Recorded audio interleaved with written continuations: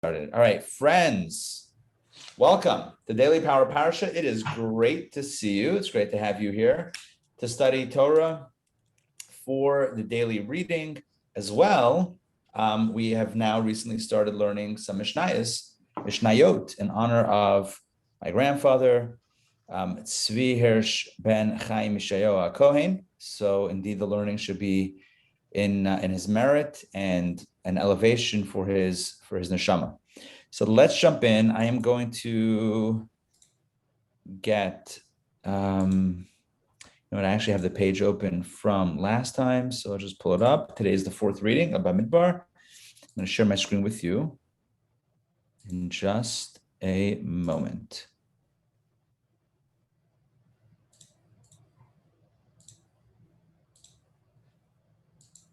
Okay, I hope this works. Bamidbar, perfect. Reading number 4. Now we get a little bit of a conversation about the Levites. So we counted up until now. Bamidbar, of course, literally means in the desert, but the book is known in English as Numbers, in Hebrew also as Chumash HaPikudim, the book of the counting or the census, because the Jews are counted right at the beginning of the book, of this fourth book of the Torah. And as they were counted, as those that have been with me the last few days know, so repeatedly the Torah says, count the Israelites, count the Jewish people, but not the Levite family. They are counted separately. The Levites are counted separately. So we even count Manasseh and Ephraim, the two sons of Joseph, separately in order to still have 12 tribes. Either way, the Israelites were counted together. I think it was about 603,550, if I recall correctly. That was the total number of men, 20 to 60, the military age. And now we focus on the Levites a little bit right here in Numbers chapter 3. Okay, here we go. These are the descendants of Aaron and Moses on the day that the Lord spoke to Moses at Mount Sinai. It's great that we have so many Mount Sinai references here, which is, it's great because it's a few days before the holiday of Shavuot, the anniversary of the giving of the Torah Mount Sinai. So it's kind of cool to get like these callbacks, like Sinai Desert, Mount Sinai. Okay, there's so many hospitals that are named Mount Sinai too. Yeah. What's interesting about that? I wondered why they were called Mount Sinai. It does say there is a tradition. I don't know if you've ever spoken about it. I think maybe we had one class that focused on it at some point recently. It says that at Sinai, anyone who had any type of physical ailment was healed. So if somebody, the leg was hurting, the arm was hurting, whatever it is, at Mount Sinai, there was this collective healing. And it's derived from various verses. But it's interesting because it was a place of healing. So maybe that's why hospitals have been called Mount Sinai. But most likely they're all hospitals that were founded by Jewish people, right? I would imagine. Yes. I would for sure imagine that, yeah. Okay, so here we go. So we're now talking about the sentence. We still don't know where is Mount Sinai. There are people that say they know. I don't know that anyone knows definitively. If you go to Israel, somebody will take your money and tell you they're taking you to Mount Sinai. That's for sure. That's guaranteed. And maybe it is, maybe it's not. But from my understanding, there's no definitive, authentic tradition, unbroken tradition as to where Mount Sinai is. And we've talked about this before. And part of the reason is because Mount Sinai is not, it's like where the most epic moment in our history happened, when we got the Torah, we got the divine revelation, we heard God's voice, but it's not where Judaism is built. Judaism is built on our effort, not on divine inspiration. Divine inspiration is great to get you started, to start the relationship, but ultimately a relationship, any relationship, certainly a relationship with God, is sustained and truly built out on our efforts, which is why Mount Sinai never became a holy site. One of the reasons why we don't know where it is because it never was a holy site. It was never like, oh, let's go pray at Mount Sinai. Why wasn't it holy? Because although in the moment God came down on the mountain, it was a temporary state, because it was only top down. And we had the course, not the last, so not this one, not the last one, the one the JLI course all the way back in the fall, which was called Secrets of the Bible. If you recall, we looked at lots of biblical stories, and for many of them, they hinged on the same idea of a 1.0 and a 2.0 model, like Garden of Eden and eviction, or pre-flood, post-flood, or Jacob and Esau, or Rachel and Leah, like these types of or Joseph and the brothers. These dualities were oftentimes predicated on, and there were connections obviously drawn between them, but either a top-down model or a bottom-up model. Is it divine inspiration, or is it human initiative? So anything that is just divine inspiration, easy come, easy go. It's not going to last. So that's why Mount Sinai, it's not a holy place. Now, isn't it where the most epic thing happened? Yes. But 40 days later, we danced with the golden calf because it wasn't us. It wasn't what we built out. It was, a great moment, but if it's not internalized, if there's no effort on our own behalf, then it doesn't last. So that's why the Western Wall is a site, because we contributed to building the temple. Yes, exactly. Perfect. Exactly. The contrast between the Western Wall and Mount Sinai, or the Temple Mount even, and Mount Sinai. And we need to have in our minds prayers for Israel, because what's going on there is very, very, very difficult, very, very frightening. So we need prayers and blessings and Hashem's protection for Israel. But yeah, the Temple Mount, the area where the temple was, is holy. Not only the Western Wall, the whole area is holy still. Why? Because it's a permanent holiness built out by us. And it may sound weird. So you're saying what God contributes is temporary and what we contribute is permanent? Kind of. In this context, yes. Because vis-a-vis us, right? The inspiration that comes from above, if it's not us, it doesn't last. But when it's us, coupled, of course, with God's command and God's assistance, whatever. But the effort that we put in, we build a temple that remains, that holiness remains forever. Okay, so let's jump back in, verse number 2, and so now we're going to get into the Levite families, starting with Aaron, who was a Kohen, but from the tribe of Levi. Remember, just the tribe, there was 12 sons of Jacob. One son was named Levi or Levi. His sons are the Levites.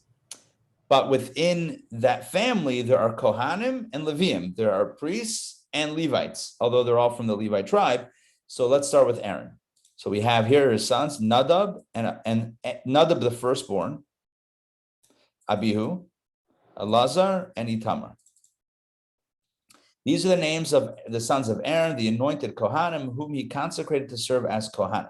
Right? Again, the Torah is clear to clarify, these were the Kohanim.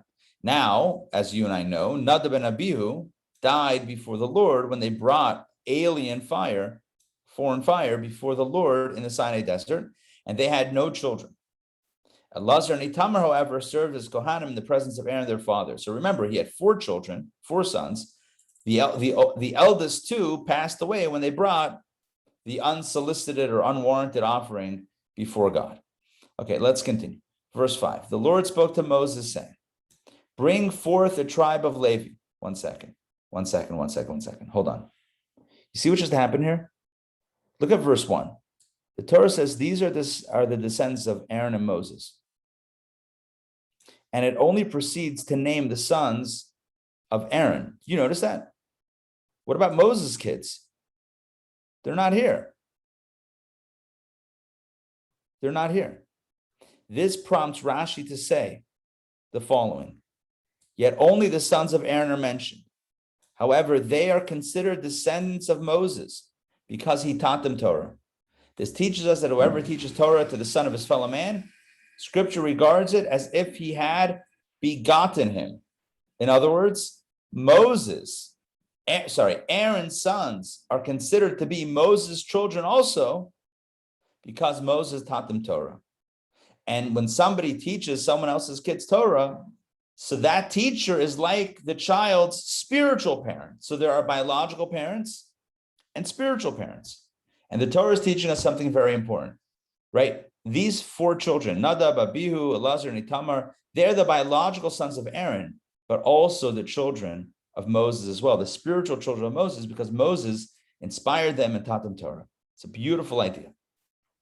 Rabbi, Okay. what Yes. about adults teaching adults Torah? Yeah, same thing, right? So again, it's not literally, obviously, it's not a literal child, but it means an influence, a mentorship, a guiding force, a blessing to that person's life. So 100%, somebody teaches somebody educates, somebody helps mentor and guide. 100%, there's that type of relationship. Again, it's not a, when the immediate context here of this teaching is, someone who teaches their friends, children, Torah, it's like they have begotten them. That's the literal quote from our sages that Rashi quotes here. But it refers to really anybody.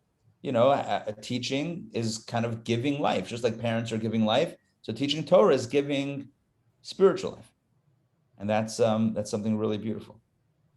Okay, let's continue with, verse 5. Here we go. So the Lord spoke to Moses, saying, bring forth the tribe of Levi, the Levites, and present them before Aaron the Kohen, that they may serve him. Now, it doesn't mean serve him. I mean, what is this? We don't serve other human beings, but the point is that they are supposed to assist in the temple goings on, the priestly service. They're not priests, but they're meant to assist in all that. Verse 7, they shall keep his charge and the charge of the entire community before the tent of meeting to perform the service of the Mishkan. Okay? They shall keep his charge. In other words, they need to do what they need to do to keep things done in the right way. What does that mean specifically? Okay, verse 8. Here we have some specifics. They shall take charge of all the vessels of the tent of meeting and the charge of the children of Israel to perform the service of the Mishkan.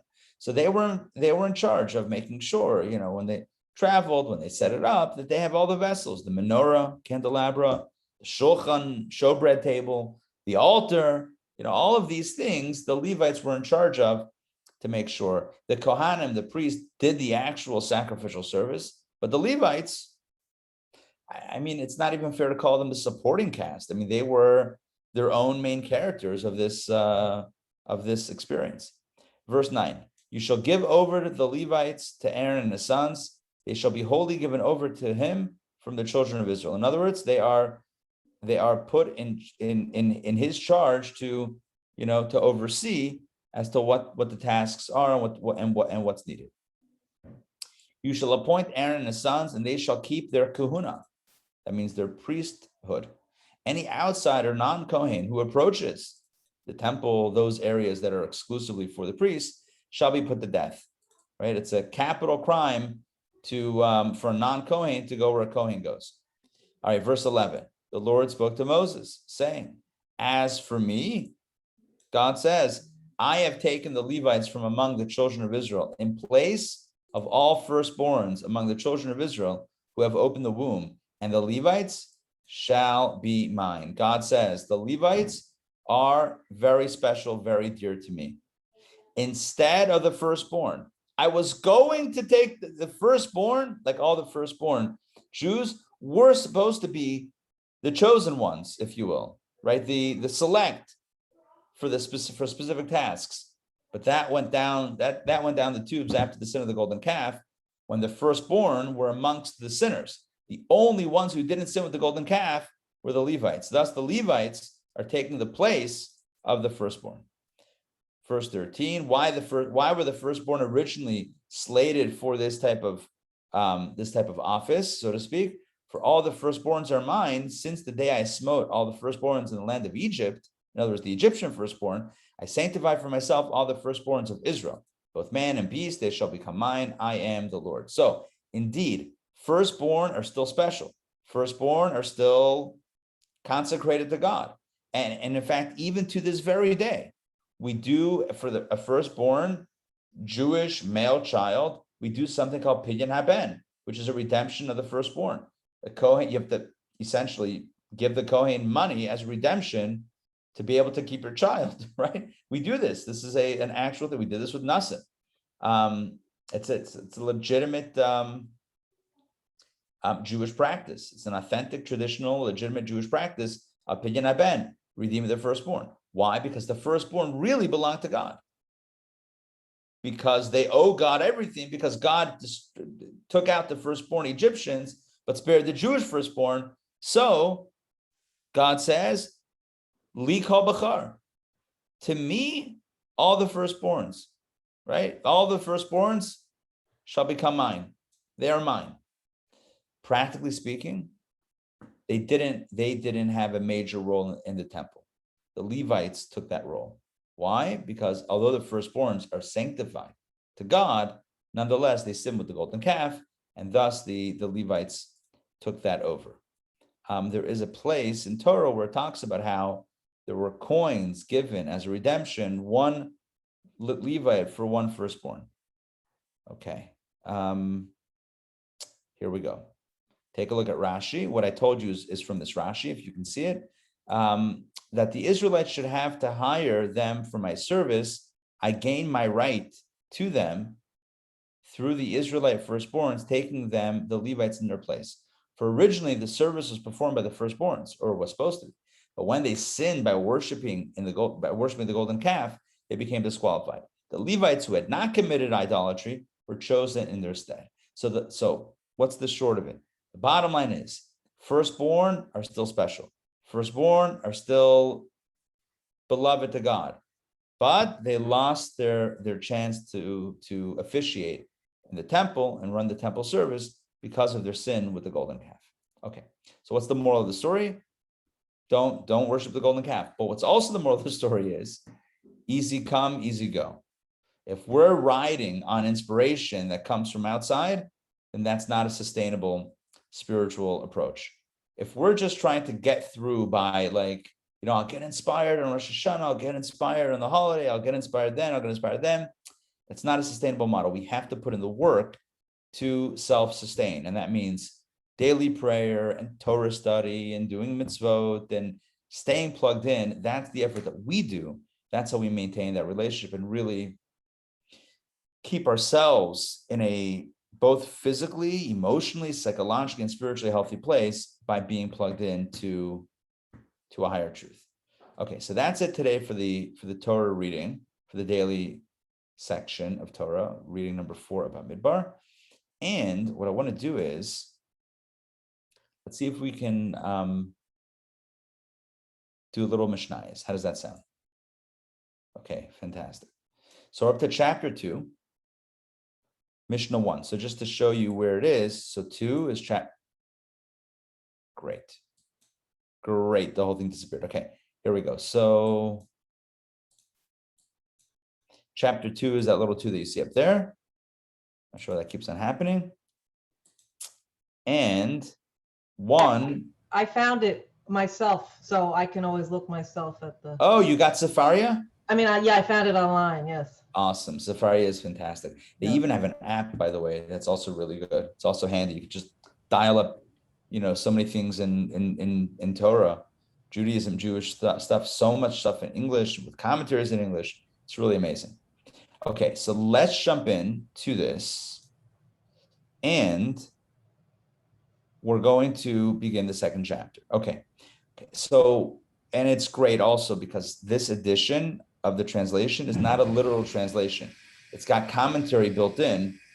The bold letters, or the bold words, are kind of the literal translation. Everything else is kind of, a little bit of running commentary alongside. So the first question discussed in the Mishnah, in our Mishnah, chapter 2, Mishnah 1, is the question of intent, which we know as kavanah, which is intent. Like, what were you thinking? One who is reading the sections of the Torah, which comprise Shema. So imagine you happen to be reading the book of Deuteronomy in the morning, and you happen to come across the part of the Torah that has the Shema. And now you're reading it out loud because you're learning it. You're reading the Torah that you're studying out loud, and it's the Shema. And and the time for the recitation of the morning or evening Shema arrived. So in other words, it's unbelievable. You are studying Torah, saying the Shema that you're studying, but now it's the time anyway. So the question is, do you need to do it again for prayer, right? The question is, you read the Shema for Torah study, but it happened to be at the time of prayer. The question is, did you, pardon the expression, did you kill two birds with one stone, or must you do it again?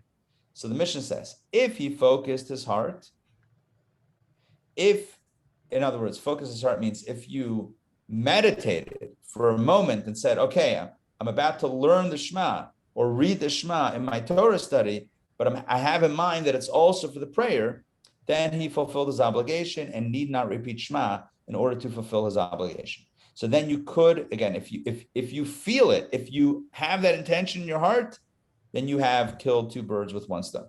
This is true even if you fail to recite the requisite blessings.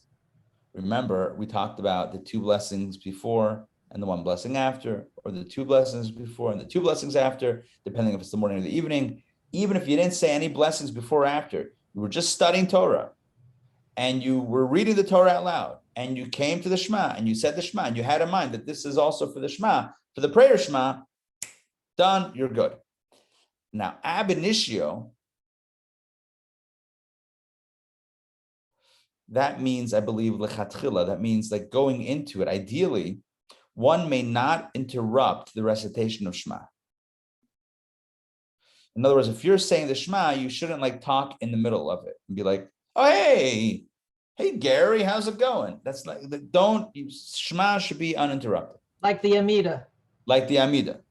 The Tanaim, however, that the Tanaim refer to the sages from the era of the Mishnah. So any rabbis quoted in the Mishnah from that time period, they're known as Tanaim, the teachers.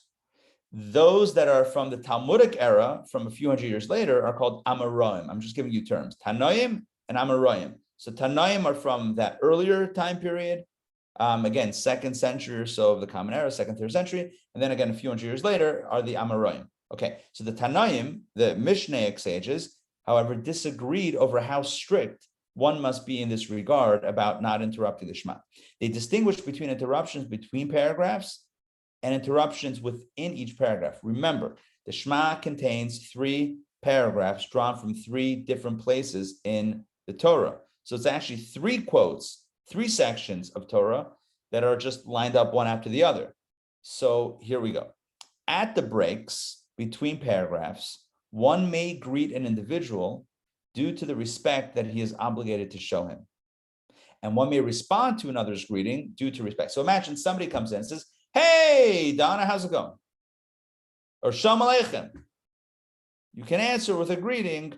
According to this opinion, you can answer the greeting, or you can even initiate a greeting, again, assuming that it's the respectful thing. I don't think it's just for a casual conversation. I think if it's a matter of respect, whatever, then you can respond or initiate even between the paragraphs and in the middle of each paragraph. Okay, so one may greet an individual due to the fear that the individual may harm him if he fails to do so. So again, this is only in a certain situation. Imagine if a person, the king walks by or somebody like that, and you fear like, okay, if you don't greet the king, it's going to be a problem. But you're in the middle of Shema, okay, so you're allowed to greet if you're afraid that harm may befall you if you don't.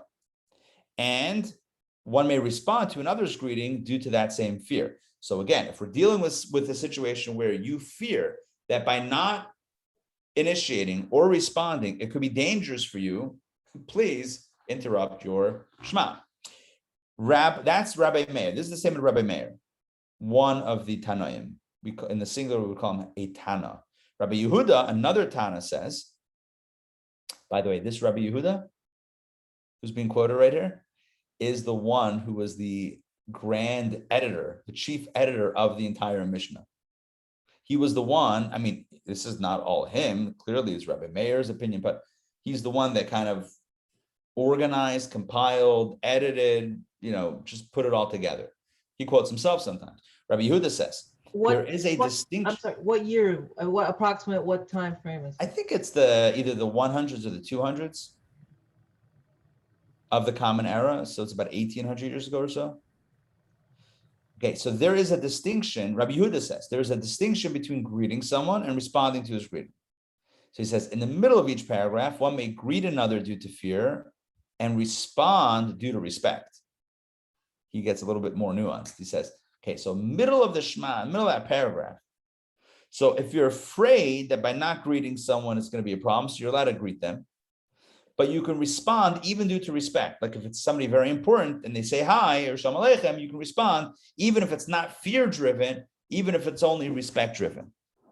But in the breaks between paragraphs, one may greet another due to respect and respond with a greeting to any person who greets him, whether or not he's obligated to show him respect. Again, this opens it up a little bit more. Rabbi Yehuda is a little bit more lenient. And he says, again, if you're between paragraphs, you can greet someone out of respect and respond to anyone who greets you, even if it's not, if it's someone, hey, Donna, you're say, hey, and maybe hold up a finger like, Right. I'll be with you in a second.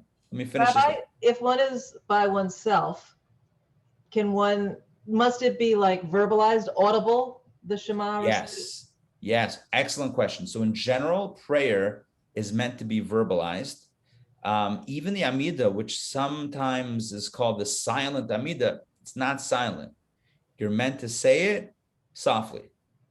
Now, one of the things that is the hallmark of a Chabad synagogue, and I can't vouch, for a Chabad house. We're not, where people are sometimes new to things and whatever. But and if you go to 770 in Brooklyn, when we go to 770, you'll see like davening is out loud.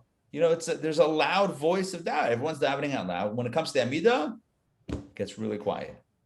Not that people aren't saying it out loud, but it's said in a whisper, so that only you can hear it.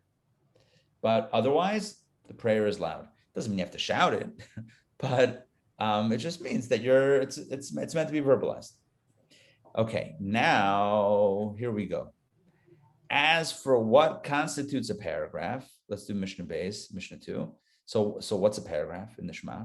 So these are the breaks between the paragraphs. So between the first blessing and the second, we said before that the Shema in the morning is bookended or sandwiched by 2 blessings before and 1 blessing after, and at night it's 2 blessings before and 2 after. So a paragraph includes also the blessings before the Shema. So the breaks between the first blessing and second blessing, between the second blessing and the Shema, between the Shema and the second paragraph, V'hayim Shemo, if you indeed heed, between V'hayim Shemo, which is the second paragraph, and the third paragraph, Vayomer, and the Lord spoke, Vayomer, and between Vayomer and Shulim Firm, Emet V'yatziv, the blessing that follows the Shema. So essentially, and really this would work better if we actually had a prayer book in front of us, but bottom line is, literally between every paragraph break, the Mishnah is saying that that's what we're talking about, a break. Now, the rabbis held that each blessing, this is the rabbis. The rabbis held this opinion that we just said, that each blessing and each paragraph of Shema constitutes its own entity and treat interruptions between them as between the paragraphs. So each section, between the first and second blessings, between the second blessing and the Shema, between the first and second paragraphs of the Shema, between the second and third, and after the third, before the blessing afterwards, all those are valid breaks. That's the opinion of the majority of the rabbis. Rabbi Yehuda, however, says between Vayomer and Emet V'yatziv, which begins the blessing that follows Shema, one may not interrupt at all. So, in other words, after that third paragraph of the Shema, and the words Emet V'yatziv, which come right after that, the third paragraph of Shema, he says that does not constitute a break. You cannot interrupt that at all. So again, according to Rabbi Yehuda, the commentary says, these must be recited consecutively. Since the paragraphs of Shema are not adjacent to one another in the Torah, and they are not recited in the order in which they appear, the Mishnah explains their placement. Okay, so now we have a new topic, or a related topic, but a bit of a different topic. Why is it that we have these 3 paragraphs of the Shema.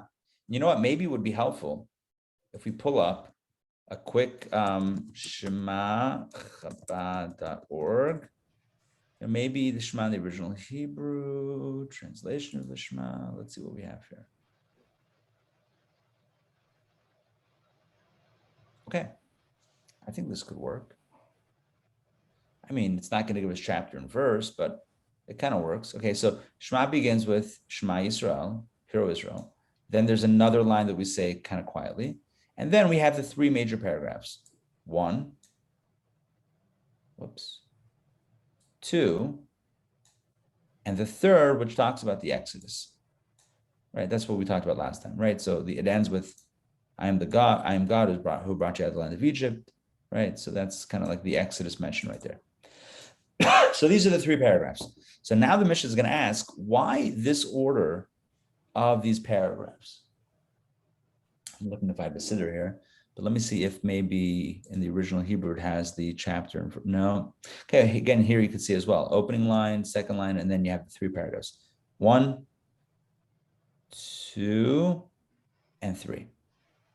Oh, I see it has the footnotes of the sources, but to no avail because we don't have, it doesn't quote it here. So Rabbi, after the Hebrew reading course, I'll be able to read this, right? Yes, that's the goal. That is the goal. Absolutely. I can read it somewhat, I have learned Hebrew, but the goal is either for those that have never had a chance to learn, or for those that have learned, but you want to review it, gain more fluency. Yeah, that's the goal. There's an app. I mean, it's very cool. There's an app, there's flashcards, all these wonderful resources that are available. So it's pretty cool. So back to this. So if someone that's praying, doing the Shema, and if they're interrupted, so I understand, so they can control themselves not to respond, but must they start over if they're interrupted? Or I don't think so. I think you just kind of pick it up from where you are. Yeah. Okay, I'm just saying how long this chapter is. I think that we have 8. So maybe we'll do 4. We'll do half of them today. Okay, so the Mishnah addresses the following points. Since the paragraphs of Shema are not adjacent to one another in the Torah, as I said before, they're like different sections, and they're not recited in the order in which they appear, the Mishnah explains their placement. Like, why is paragraph 1, paragraph 1? And why is paragraph 2, 2? And why is 3, 3? Why not the order in which they appear in the Torah, which is, again, I can't tell you which one is first, second, and third offhand, and I don't have a siddur right in front of me, but it's not in the correct order of chronological, where they're placed in Torah. So why were they put in that specific order? So here we go. Rabbi Yeshua ben Karcha said, why in the mitzvah of the recitation of Shema did the portion of Shema precede that of Vahayim Shemoah? Right? Why does that first paragraph precede the second if the second came before the first in Torah? So he answers, this is so that one will first accept upon himself the yoke of the kingdom of heaven, i.e. the awareness of God and God's unity, and only then accept upon himself the yoke of the mitzvot, which appears in the paragraph of Vahayim Shema. In other words, the opening of the Shema is about acceptance of God. The second is about doing the mitzvot and accepting the law. How could you accept the law before you accept God? Because what law are you accepting? Doesn't make sense. Now, why the second before the third paragraph? That's where we continue. Why did Vahayim Shemoah precede Vayomer? Because the paragraph of Vahayim Shemoah is practiced both by day and by night, while Vayomer, which discusses the mitzvah of ritual fringes, is only practiced during the day. That's tzitzit, right? Is only practiced during the day. Now, many people wear tzitzit at night, including myself, but that's not a mitzvah. It's just a kind of a custom or an extra stringency. But the mitzvah is only one that is practiced or obligatory by day. Therefore, since it has only a limited mitzvah, or the mitzvah of that paragraph is limited, so therefore it comes third.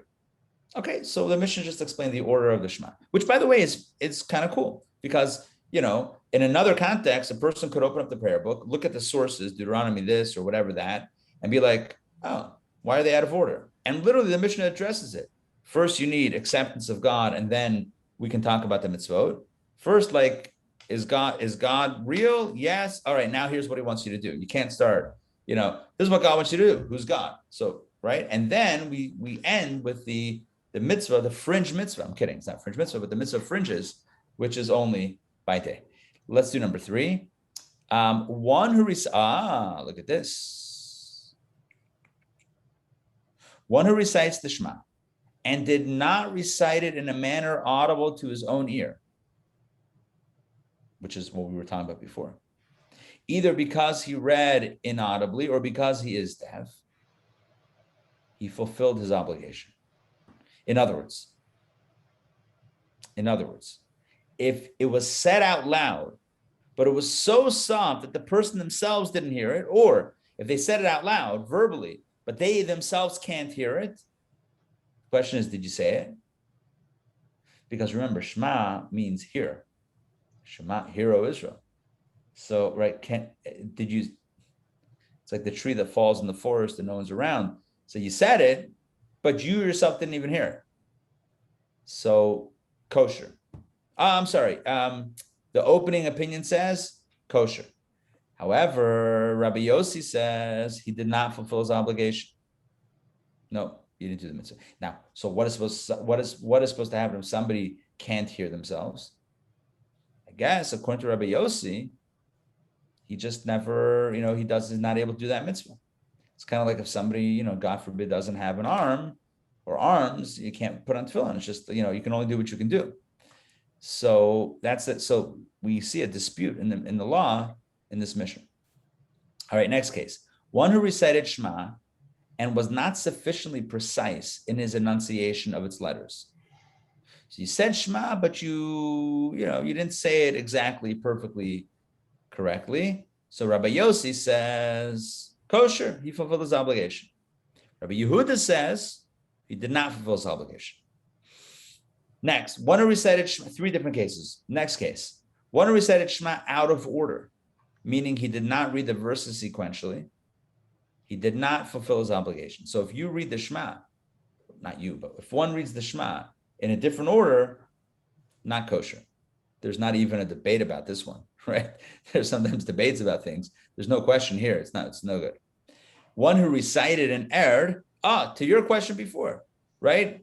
But it was a little bit different. But here we see this ruling. One who recited and erred, and you said the wrong order, should go back, should return to the place of Shema, in Shema that he erred, and basically do it over. In golf, that's called a mulligan. A mulligan, yes. A do-over. Like if you had. I am aware of a mulligan. I've had to take it. It's been a while since I've golfed. Yeah, I'm a golfer. Yep. Oh, nice. Yeah. By the way, do you know Stanley Herman? I know some people, but visually, but I don't know necessarily. You for sure have seen him. You know him. He's there in the classes on Thursdays.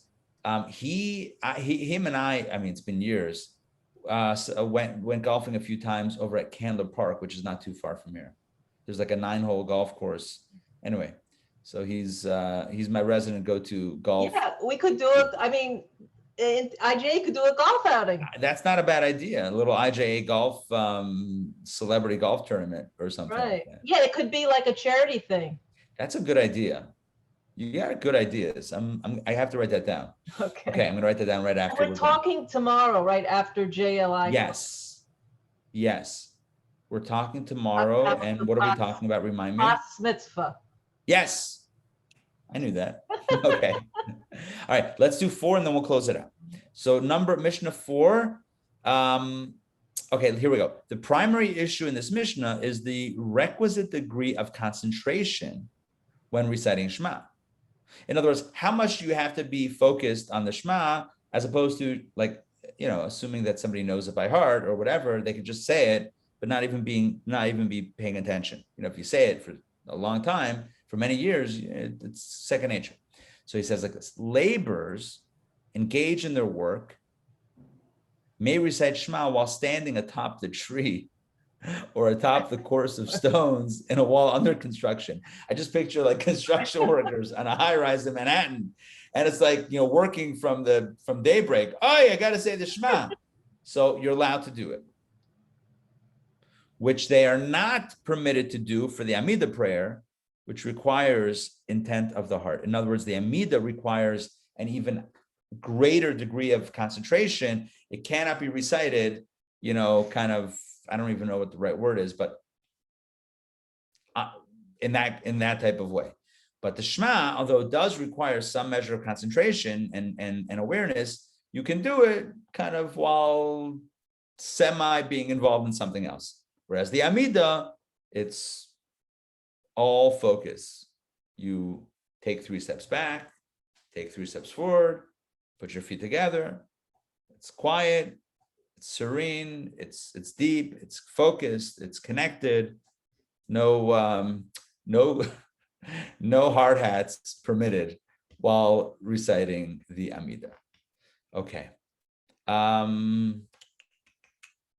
So much good stuff. It's like, let me see what we have here.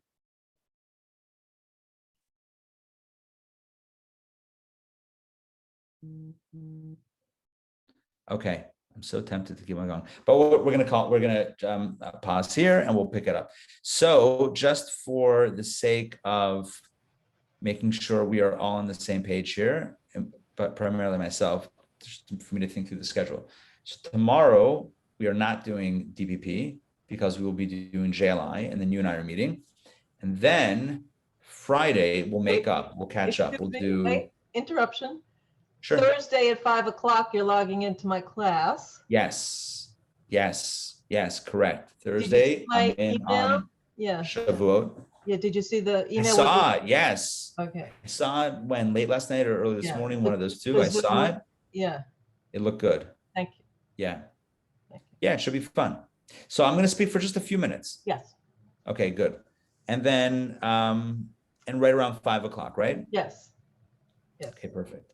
So that is that. And then Friday, we're going to do, we have a lot to do in the Chumash because we did 4th reading today. So we're going to do 5, 6, 7. We'll do 3 readings. Plus we'll finish up this chapter of Mishnah. And then next week, I think we'll cover some good ground with the Mishnah, and could always do more once we're done with this, but one thing at a time. All right, great to see you. Have a wonderful day. Talk to you soon. Okay. All right.